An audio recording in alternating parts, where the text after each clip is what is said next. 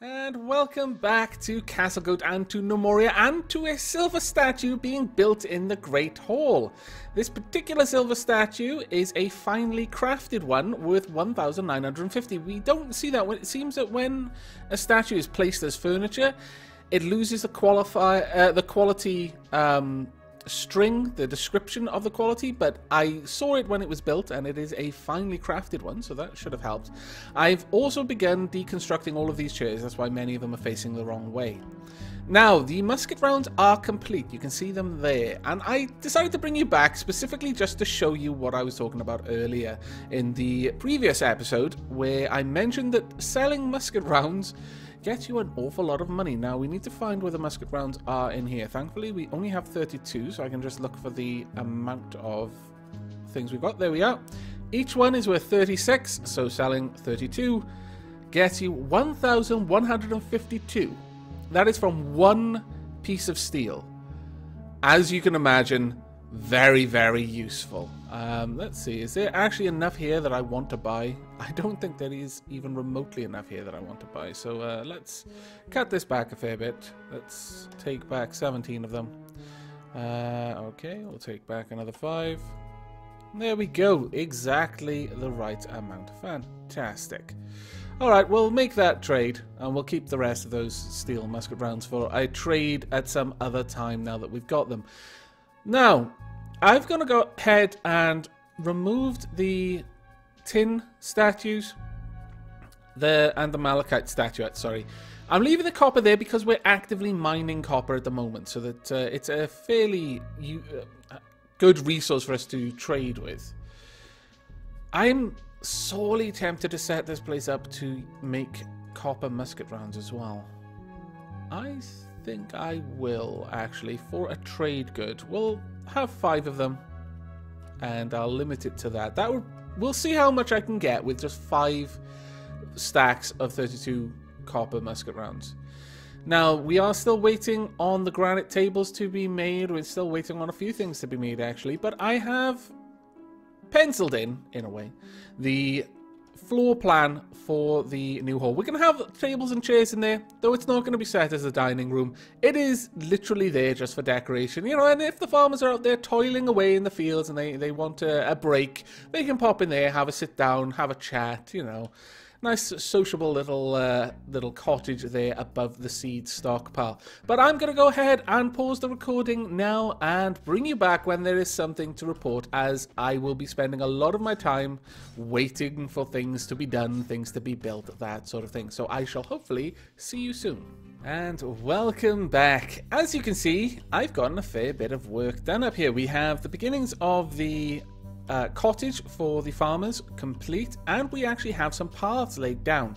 Now, I needed to lay the paths first before I started laying the farms because I needed to know where the paths were going to be for obvious reasons. Now, I've also started work, or at least marked out the footprints of the towers that are going to be on either end of the farming plateau, I suppose you could call it. And I've also added a couple of embellishments just to kind of make it make sense that these towers have this overhang to have supports there. We've also got a few other things going, although I notice we need to clean this floor to get that out of the way. They should have built the granite tables by now. Yes, I think I can see them underneath the old tables. We are having a lot of trouble with hauling and just generally cleaning up the fort. A lot of our gnomes are busy doing many, many other things, and that's a little bit of a concern, really. We definitely need to increase our gnome power, if you like, in order to be able to deal with that. We have had a mant attack that we have dealt with. It was a reasonable size, about 10 or 11 mants in total, but nothing that we haven't seen before, so I didn't bother bringing that up. I've also moved all of the furniture out and into here. I've added a couple of extra tables because we weren't quite there, and we do need a couple of extra chairs that I'm waiting on. As you can see, we've got a statue in there. Once the chairs are placed, I will designate that as a dining hall.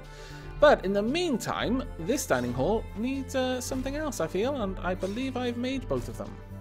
Yes, a finely crafted bronze statue worth 1,350. And what about the other one? A superiorly crafted bronze statue. My lord, that's worth 1,800. Well done, Sarah. You're definitely getting better at your craft. Right, let's get these built. This is for the barracks at dining hall, obviously. We want to let them know that we haven't forgotten about them, that although the Great Hall is significantly greater, that their own dining hall will also have some nice decorations in there. They deserve it. Ooh, what's going on there? We're building more? I hope we are. Fantastic, looks like they are. Now, how are things going over here? We've got some steel musket rounds. They haven't made any copper musket rounds yet. Probably because it's all being used up by them. Right, what have we got? Just some regular steel armor plates. Alright. Right, one thing I should do, though, is I need to set these guys up to have... Oh, let me move those armor plates back down here. I think I moved them up at one point in order to prioritize something being made. But we want a full set of spare steel armor. That is going to be a priority since they are actually starting, our enemies are starting to break through our armor at this point. It is a little bit of a concern. At some point I'm also going to set up perhaps having just regular copper armor made on a repeat order and immediately smelted, never actually worn by anyone, just to train up Flying Stapler's armor skill. I'm not ready for doing that yet. I want to have even a poor set of steel armor as a backup for our military. But once we've got that, I will actually set up some copper to be smithed into armor on a repeat basis. Now, as for the paths, you may notice I've got a couple of little engraved areas. Those will be for blocks, just decorated blocks, but on top of those blocks I'm going to have torches, and the reason why I'm doing that is the only other way I could find to place light in the fields would be to have torches in the middle of the fields, and that would actually take up growing space. And since the perimeter next to the path is not going to have a field on it, this seems like a good place to put a torch. Whether it'll actually be bright enough over there, I'm not sure. I may have to look into that. But I could possibly use the rear wall. But my idea at the moment is to have fences along those areas. I'll probably have a basalt block there, I'm thinking. But since we're here anyway, I guess we may as well go ahead and designate the farms. Now, the farm will go right up to the wall because it'll be fences there and fences between the fields and the path. But this would be our cotton field. And we'll make that a priority 4. I don't want it to be super high priority, but well, actually I'm tempted to put cotton at 3. No. No, I'll leave cotton at 4 for now. But grape is going to be lower than that. Now, with the grapes, I'm actually going to do something a little different. I'm thinking instead of having just a large field like I've done before, we will have, well, that'll be grape field A. We'll have them in rows. I know it's not going to make the most use out of the space available, but it'll look nice, damn it. There we go. And that will also be grapes. And I'll just have these rows of grape fields. Since vineyards, from what I understand, are much more... They're farmed in rows, usually on the side of a hill as well. But I can't really do anything about it being on the side of the hill here. But we can at least give them nice long rows of grapevines. And then the last one up by here. There we go.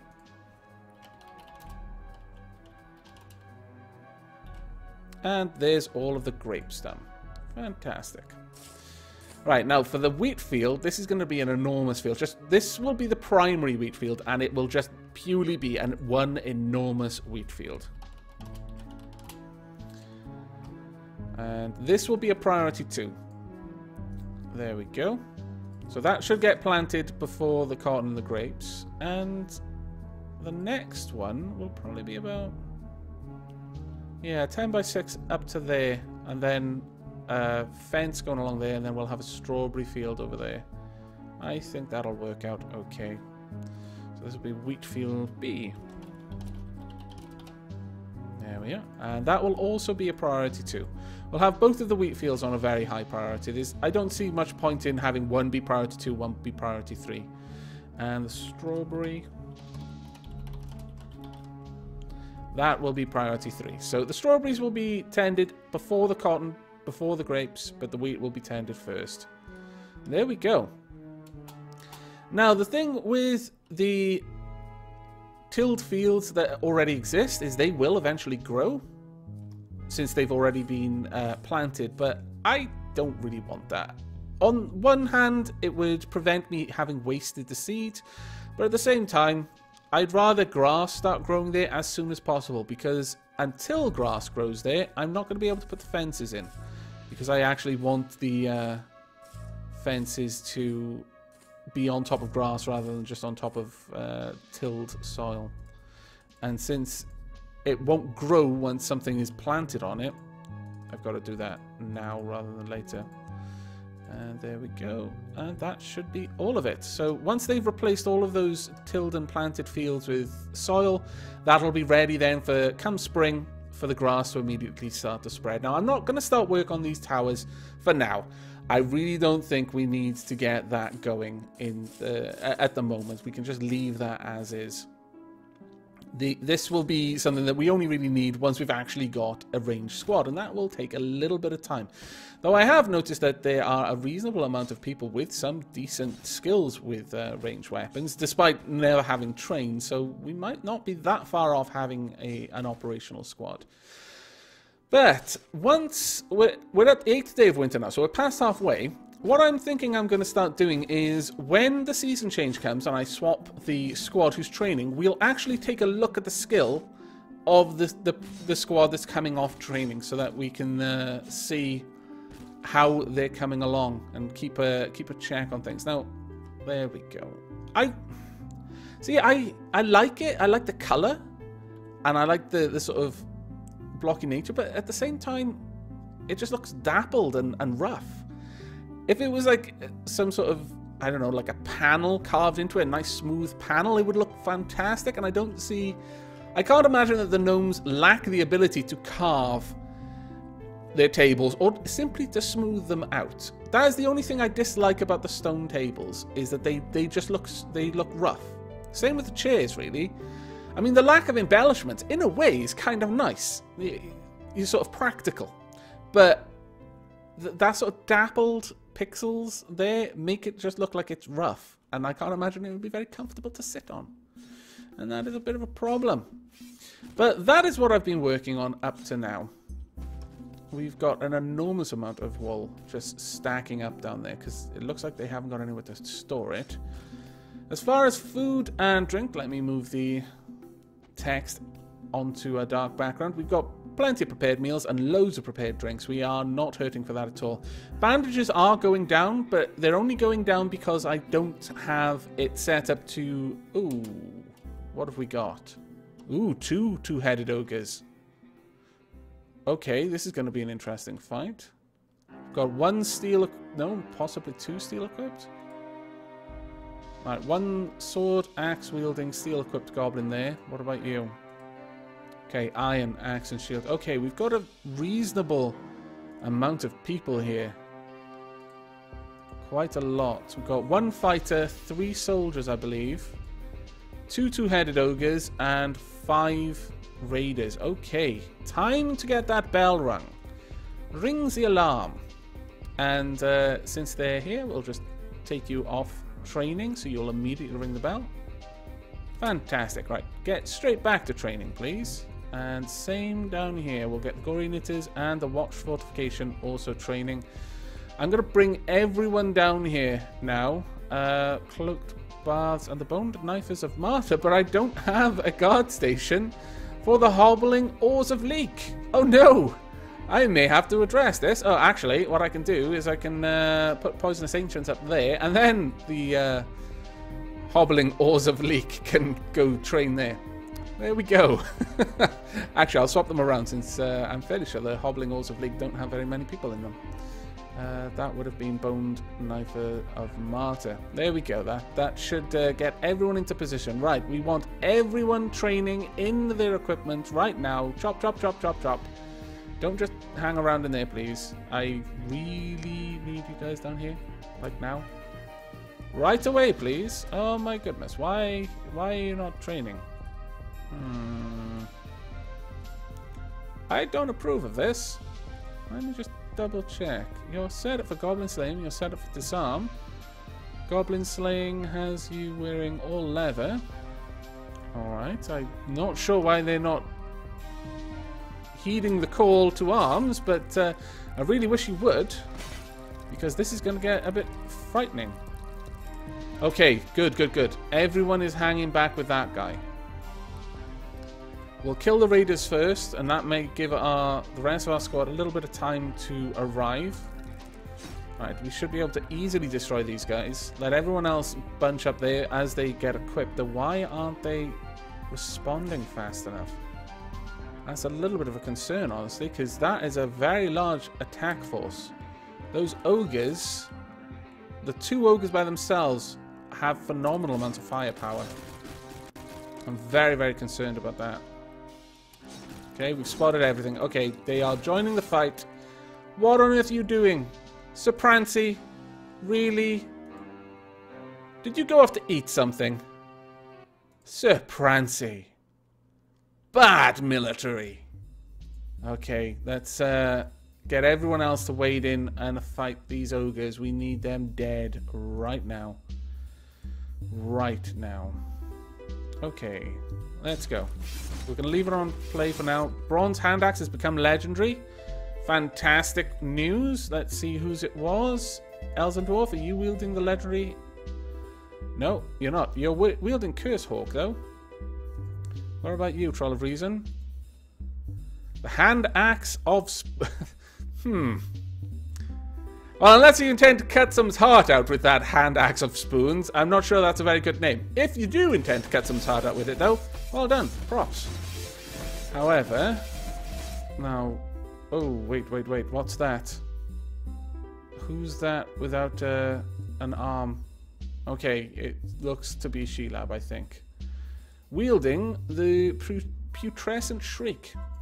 I can only hope that that's going to do enormous amounts of damage to someone, but there is blood on the floor. Okay, it's goblin blood, okay. I am panicking here, because there's enough firepower between those 2 ogres to break someone's armor. Okay, come on, everyone get involved. The goblin is bled to death. Oh, did the raider die? I think the raider died before he actually got into combat.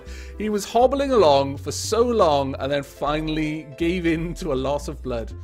Mind you, if it was that same raider who lost all those body parts, I can well understand why he didn't make it to the fight. My goodness. Okay, goblin is dead. Let's see, who's left then? We've got 2 two-headed ogres and 3 goblins. 2 two-headed ogres have got everyone attacking. I'm just going to go ahead and tell everyone to attack the goblins as well, so that we can avoid any situation where people suddenly bail out because they're afraid of something. Because I do not want to let up the firepower here at all. Come on, guys. Really? Who is this? Undead Llama, Gandalf, and Sanans. You disappoint us. Your fathers are not happy. You've forgotten the face of your fathers. Seriously, guys, come on. Really? You cowards. Half t-shirts for you. And even if you join the fight now, you're not going to get... Well, okay, maybe. No, I take it back. You can get the tea if you come back to the fight. Please. Damn it. Ooh. Bronze Tower Shield has become legendary. I believe that would be Sir Prancy's Tower Shield. Let's find Sir Prancy. The Grubby Ruler. I see.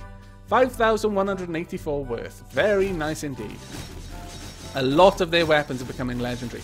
And this actually brings me on to another topic that I've been thinking about recently, is that I've been considering making some actual weapons for these guys. Ooh, are you okay, Archto? You're making a beeline for some crates there. Are you alright? Has an injured head. Oh dear. Is your head fixed now? Yes. Well done. Though, I don't like it that you actually took damage. Bloody hell. Right, let's get these doors rebuilt. But as I was saying, I've been thinking that since so many of our weapons are becoming legendary now, I'm really considering making some actual weapons for our militia. Maybe nothing too expensive, something that would suddenly bump the value of the kingdom up too high, but maybe copper or even bronze weapons wouldn't go amiss, considering we're starting to get into steel levels at the moment. Maybe just copper weapons for now, since my main military haven't even got steel or even iron weapons yet. But that is something I have been thinking about, and I think I may actually go ahead and do that. But for now, I'm just going to pause the recording and get everyone stood down from the military. And when you return, I should have things starting to get back in order. So see you in a few moments. And welcome back. As you can see, our farmers and beastmasters, actually, our druids and beastmasters, are doing fantastically well at planting all of the fields. Now, I'm not sure if they've replanted the strawberries that were planted in this field previously, or whether we're just going to get half a crop of strawberries and half a crop of wheat come the first harvest. But either way, that shouldn't be too much of a problem. We've still got an enormous amount of straw still. For our yaks and alpacas, and our emus are actually starting to get a reasonable stock of mushroom seeds once again. But they're working on the strawberries now. I think after them will be the grapes and then the cotton, or it might be cotton and grapes actually. But all is going well, by and large. Now, ooh, what's that? Oh, it's just the top of a rock. Now, in the butcher's area, some of them have decomposed or they've been turned into sandwiches, but we had an enormous amount of legs and arms and other bits just lying around, having been cleaned up from the traps. Those traps are rather brutal when you think about it. Now, as for the rest of the fort, we've been cleaning things up. I've just had the gnomes on cleaning duty. We've got most of the furniture is in here now. Still only have one table though, and that is a bit of a pain. I think it may simply be because we've run out of granite, so it's probably time that I took a look at hunting down the granite again. Now, we've already taken out from there, we've taken some from there. Oh, actually there's granite down here, just not being cleaned up. Can't say I approve of that. Let's replace this floor with dirt though, just to get every last little bit of granite that we can out of here. There we go. And there as well. We've got some copper over here. Ooh. Well, that is worth us picking up. So, come on down. Grab some of that copper and then we'll rebuild the wall quick smart so that nothing can spawn in here. Looks like there's a little bit of coal there as well. We'll grab that. There's quite a lot of things I've missed actually. I'm surprised. Now, as for down here, I don't think I've missed anything but there. Oh, a merchant from the Loved Land has arrived. Ah, fantastic. Now, unfortunately, I did notice that a Mount Scout managed to skedaddle just after the goblin fight. I noticed him just rushing past there and he exited at this point. There was no way that I could have gotten to him, but it does mean we're going to have a bit of a scuffle with a goblin soon. Not especially pleased about that, but what can you do, I suppose. Now, they're making good work at replacing that, but I would like that copper dug up soon. Now, let's see what the Loved Land has for us. I wouldn't mind taking all of your cotton straight away. Wool I don't think we need. Let me have a quick look. Where is wool? No, we really don't need the wool. However, where are my grape seeds? Where's the actual apples and grapes though? Ah, here we are. Alright, so we've got 66 strawberries, we don't need more. Grapes, we'll take all of those. Apples, we don't have any, so we'll take all of that. Wheat grain, we have more than enough. I suppose we could pick up some grape wine or even some apple wine, but I don't think we need to. It's only 166 that we need to make, so let's go find some things that we can sell. I'm not going to sell any of our food to them. I don't think we really get much back for that. We can, however, sell yak skulls, emu skulls, honey badger skulls, alpaca skulls. Just get rid of those. Now, where are the statuettes? Here we are.